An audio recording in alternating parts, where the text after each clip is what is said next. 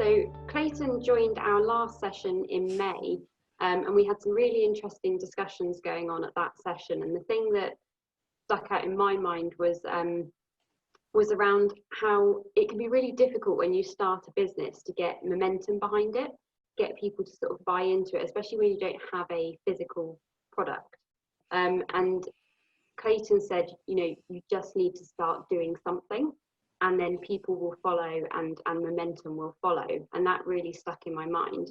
And so Clayton's here to talk about his business, Street2Boardroom. Rob Sheffield's actually going to be leading the conversation and the live Q&A. So I'm going to hand over to him to do the introductions properly and get started on that. Thanks, Amy. And Amy, maybe if we can unshare, Yeah. There you go, good stuff. So folks, you might want to watch this on gallery view, right? So we can see as many of each other as possible. We're going to have, Clayton, you and I are going to have 10 minutes, and we had a bit of a chat, didn't we, a few days ago. And then we're going to have 10 minutes of, Anna from our group is going to watch the questions coming in, everyone. So feel free to put questions in, comments in the chat function as we go along, and we're going to have 10 minutes for that. Of course, we'd love to have more. We'd love to have an hour for it, but we've got about 10 minutes chat time, you and I, Clayton, 10 minutes Q&A time. So Clayton, welcome to you, first of all. And look, some people will know about Street2Boardroom, I think, but maybe you can start, Clayton, by telling us a bit about what Street2Boardroom does and what's so different about it. So what I'm going to do, guys, hi, everybody. If everybody can see me, how's everybody doing? Hi. What I'm going to do is do two parts of this. The first part I'm just going to talk about generally Street2Boardroom, and then I'm going to try and do the innovation bit, what makes Street2Boardroom different. And hopefully you guys can kind of, I don't know if you've got pen and paper, take some notes. And really, I just want you guys to be honest, and hopefully you'll get some out of it. But I want to just talk about Street2Boardroom and then the innovation side. So generally, Street2Boardroom is a course, a 4 weeks course, or it's people who's been involved in legal activities or at risk of getting involved in legal activities. The Street2Boardroom is a CIC company, what started in December 2016. And we have worked with about 35 people now across in 4 years. Still quite a small number, but we're still growing. The reason why I started it, because I wanted to do something innovative, something different. So really, that's kind of the basics of it. And I don't know, Rob, if you want me to continue to talk about the innovation side of it, or do you want to? I think it'd be interesting, Clayton, to know what's so different about what you've done here. What is it that makes it innovative to start? Okay, so no problem. So that's kind of what we do. And what makes it innovative, really, I found out me working as a youth worker for the last kind of 15 years, I was kind of frustrated of just doing the same old, getting the same results, doing the same old meetings. And I just wanted to change that. So the first thing I had to think about myself is there's a lot of people who work as young people. You got Key for Life, Princess Trust, and other organizations across the country. But what I found out that most people who I was working with wouldn't go somewhere like Princess Trust. They wouldn't come out of their comfort zone. And people from Princess Trust wouldn't go to the disadvantaged backgrounds. So for me, I needed to kind of create a bridge. And I realized that there was a lot of business courses out there, but there was no motivation courses out there. So I wanted to do Street2Boardroom as a motivation course. So first I said to myself, what makes Street2Boardroom different? I had to come up with a great name, Street2Boardroom. I could have called it like Youth Heroes, Young Offenders, Disadvantaged People, but I wanted the name instantly that you kind of get what we do. So when you hear Street2Boardroom, you kind of know what you want to do. 95% what we do. The 5% is that they just want to meet me. I find a lot of times, and people probably can relate to this, is that you go to meetings and you go to meetings after meetings after meetings after meetings, and nothing comes out of it. I wanted to go meetings where I thought, you know what? They know who I am, Street2Boardroom. They like the name, they just want to meet me. So first, when you're starting a business, have a name what's catchy and people can relate to. I found out that a lot of organizations try to please everybody. Just have a name, what you believe in, get that name out there, and you'll find out and you'll attract the right people. So let me explain a bit more about Street2Boardroom. So as I said, most people work with young people and adults. They do a business course for about 5 weeks, 6 weeks, 7 weeks, quite intense course. Street2Boardroom is a motivation course. The reason why it's a motivation course is Because as I said before, most people what worked in organizations, what I knew, wouldn't go to the disadvantaged areas, and people from the disadvantaged areas wouldn't go to them. So I wanted to create a bridge between these two worlds. That's why it's called Street to Boardroom. So on the first week we do is street business versus corporate business. So on the street side, you got your product, the drugs. On the corporate side, you got your product, the computers. On the street side, you got your crew. On the corporate side, you got your team. On the street side, you make money, lose money. On the corporate side, profit and loss. On the street side, killed in prison. On the corporate side, bankrupt and lose your job. So what you realize is that these people do both doing business. One's doing it the right way and one's doing it the wrong way. But you find out the person in the street is taking more of the risk. The person in the corporate industry usually has a basic salary and then makes commission on top. So my thought is, if this person in the street could do this, they definitely can do that. So I realized that's what I wanted to do. On the second week, we look at presentation and mindset. On the third week, we look at business plan and marketing. And on the fourth week, we do something like Dragon's Den. However, what we do, what makes us different, is that we actually do that in a corporate environment between the hours of 9 to 5. So something like Wall Street. After that, we look where they want to go next. So some young people want to find a job, some people want to start their own business, and some might want to go to college. We've also partnership with Avon Somerset and Police as well. So what happens, we get referrals from Avon Somerset Police, because South referral, and obviously you can refer other people to it. The plan, what we want to do, as I said to you, the plan for us is really, we want to be more than just a course. We're looking to have our own TV show where we actually signed to a production company in London. And we're also looking to have the next apprentice. So we're actually working that for quite a while, but we're trying to make Street to Boardroom the next apprentice kind of program. When I first started Street to Boardroom, nobody wanted to work with me. Nobody. I couldn't get anybody interested in Bristol. So what I had to do, I had to market myself outside Bristol, and then Bristol followed. Street to Boardroom has now been in 29 magazines worldwide, from the Sunday Times, the Virgin, to Even Post, the BBC. But what I realized is because I was a Bristolian and people didn't really see the vision because we all come from the same place, by creating it outside, it makes it bigger than it was. As I said, when I first started Street to Boardroom, nobody wanted to work. So I done the opposite.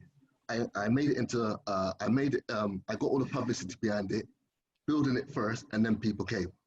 Couldn't do it the other way around. And now eventually I'm in my fourth year now, and we're looking to get staff. So as I said, Street to Boardroom motivate course, kind of trying to get people to the next level. The plan is that we want to do merchandise. So what we want to do is like a Street to Boardroom ball game, TV show. We're looking to do a Street to Boardroom networking event as well, called Street meets Boardroom, Boardroom meets Street, a networking event. And we're also looking to do other stuff as well. And I realized when you're doing something innovative, you need to be cashy. Everybody talks about the 30 minutes elevation pitch. And I wanted one was quite quirky, a bit different. So it goes like this. Imagine this, if young people and adults who find themselves in a range of legal activities could also choose greatness, given the knowledge and confidence to apply what they have learned from the streets to learn the legal hustle. It's not where you come from, it's where you go and what's important. So I think when you're getting out there, you need to create yourself differently. You need to say what your purpose is, what you do, and people's just going to get it straight away. So does that kind of make sense, or do you need to go on a bit more, Rob?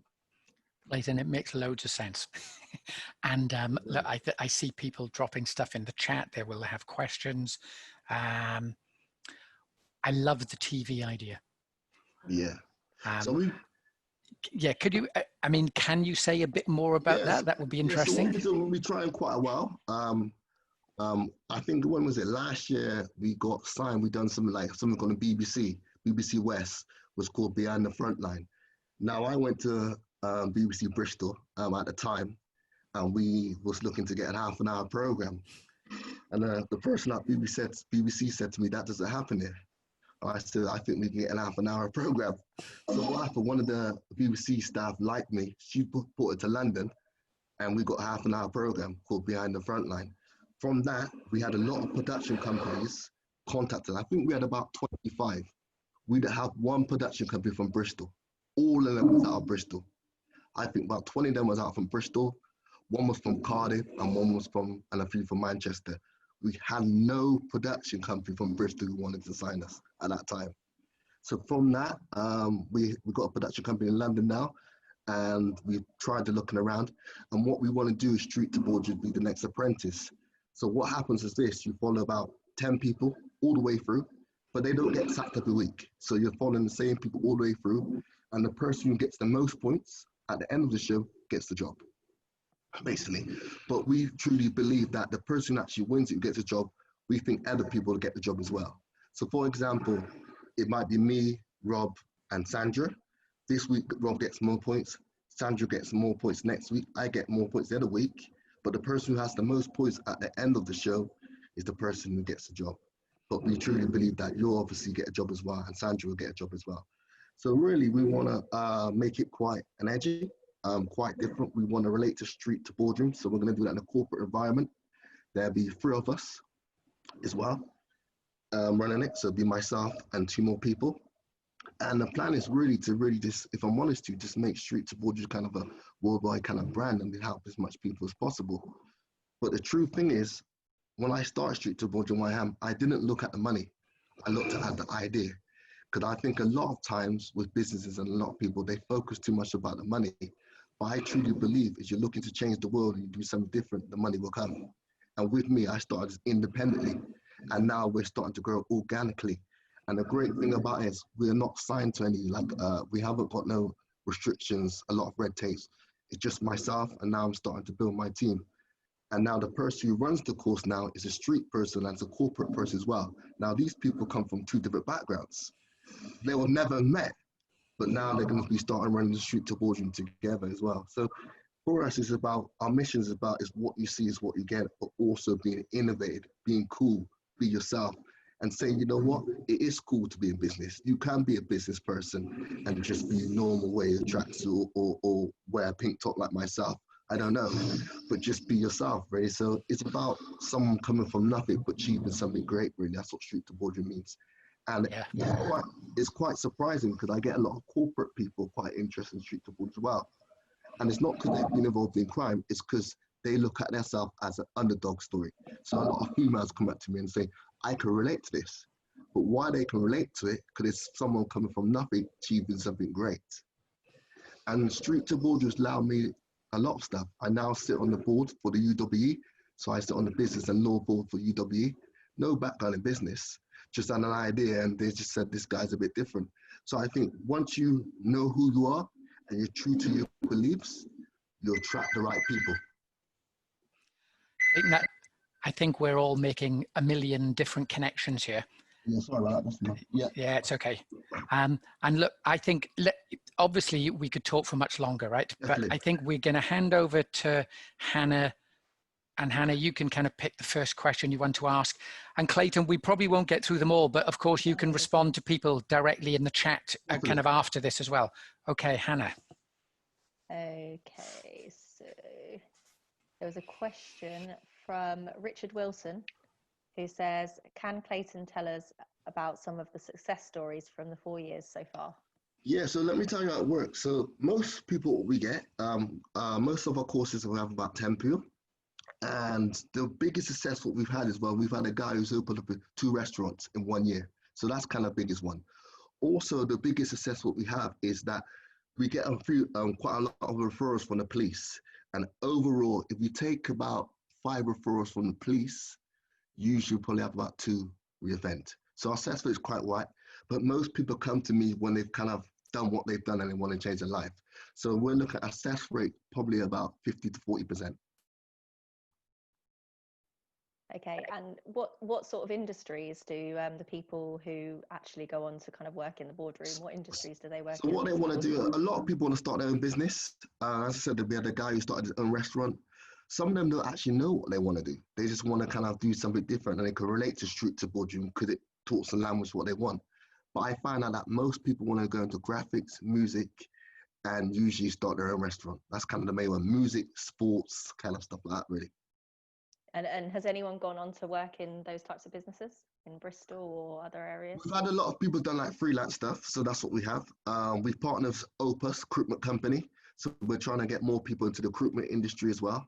But at the moment, we haven't really got anybody to the boardroom yet. But I don't know what people say. Some people say the boardroom is starting your own business. I call myself a boardroom. So when we look at Street to Boardroom, it's not really going to the boardroom. You can do, but boardroom is about starting your own kind of business. Yeah, definitely. I agree. Ted Fowler says, how much do you see Street to Boardroom as an enterprise, and how much part of a process for the clients? Say that again, sorry? Yeah, so it's What do you mean by that? how much do you see it as part of an enterprise, and how much of is it a process for your clients? So the people who you're kind of referring, the people who've gone through the program onto. I think generally, as I said, Street to Boardroom has to start with the clients first. So I would say 80% starts with the client. But to make it sustainable, we have to have products. We have to get out there. So for me, it's kind of, I started Street to Boardroom because I wanted to make something different. So I don't know if that answers this question. It's kind of, but for me, I looked at the clients first, and then to make it sustainable, we need to kind of do kind of products behind it as well. Yeah, no, that makes sense. James also asked, like, what challenges, you spoke about how people in Bristol didn't really want to know what you're doing or get involved from the start, which to me is quite surprising, because like Bristol's quite No, positive, inclusive, supportive city. So I wonder what challenges you yeah, face the there. challenge is, I think, what I find about Bristol, I'm going to be honest with you, truly honest, I think Bristol wants to do a lot, but doesn't know actually how to do it. That's the biggest problem I see. And instead of just getting on with it, we talk too much about getting on with it. So for me, I found out people like the name Street to Boardroom, stuff like that. But for me, I wanted to make a true change, a really true change. And the only way I can do that is people, young people starting their own business or trying to get them into the workplace. Because sometimes I've realized that if a young person goes on a course and probably doesn't get anything out of it, it's more disheartened than if they weren't on the course in the first place. Because they think they've gone on the course, they've done all this, what next? And for me, I was just frustrated that I don't understand how a lot of out of towns, and we've been in 29 magazines, but Bristol was so behind. I couldn't believe it. I was quite Sunday Times, Virgin, in Germany. And I was like surprised. So to me, when I hear a lot of stuff in Bristol, I think it's great, but I'm looking for people to get on with it, the action. So for me, I don't know why that was. I think Bristol's great at promoting it well and talking about it, but I think Bristol's problem is actually making things happen. And you're going to make mistakes. I made a lot of mistakes from Street to Boardroom, but I also kept moving forward. When I tried to apply for funding in Bristol, I had to get outside Bristol. So all the stuff I've done, I've got outside Bristol, and now I'm starting to make it in Bristol. What's quite bizarre, because I'm a Bristolian. And what's kind of at every turn, every kind of challenge you faced, what's inspired you? Like, what's kept you going? Well, you know what? The passion. I love what I'm doing, and also I understand where it can go. And I think when you're doing something innovative and a bit different, sometimes people don't see it early. Some people see it late. You know, what's going on with the George stuff now? What's going on with the killing with George Floyd? This is a great time for something like Street to Boardroom, in my eyes. It makes it much easier for us to get commission now than it was before this, because people's aware of what's going on. So for me, it's about believing it, and sometimes you have to be passionate. I don't know if you get that inner voice where something tells you that you can do something great, and you've got that inner voice inside of you. And I think a lot of people don't listen to that. I've always been honest and listened to my inner voice and said, you know what? Everybody's going left. But if I think left ain't the right way, I'm not going left. I'm going right on my own. So I kind of listen to my inner voice. And I've worked in companies before. I've seen it in companies where people do stuff. I remember I worked with one of my boss, I'm not going to mention the council one time. And we wanted to do an event. And I wanted to do the event a bit differently. And my boss said we couldn't do it. And I said, well, the event's not that big anyway, so what have we got to lose? And so I done the event anyway, and the event went well. And my boss said, obviously, I should have done it. So I give him an example. I said to him, why do we do the same thing all the time, but expecting different results? So I said to him, if you walk down this road and you got mugged, would you walk down this road again? And my boss said, no. And I said, exactly, because you know that the chances you might get mugged again down that road. So for me, it's about doing something different and believing in yourself, in a voice, and just get it done.